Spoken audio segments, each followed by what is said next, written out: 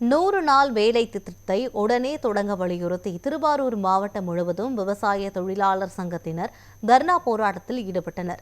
அகில இந்திய விவசாய தொழிலாளர் சங்கம் சார்பில் திருவாரூர் மாவட்டத்தின் அனைத்து ஒன்றியங்களிலும் தர்ணா போராட்டம் நடைபெற்றது.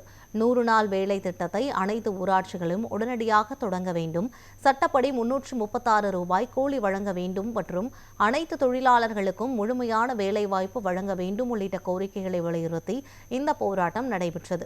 புலிவலம், தப்பலாம்புலியூர் உள்ளிட்ட பகுதிகளில் நடைபெற்ற போராட்டத்தில் பாஜக அரசுக்கு எதிராக கோஷங்களை எழுப்பினர்.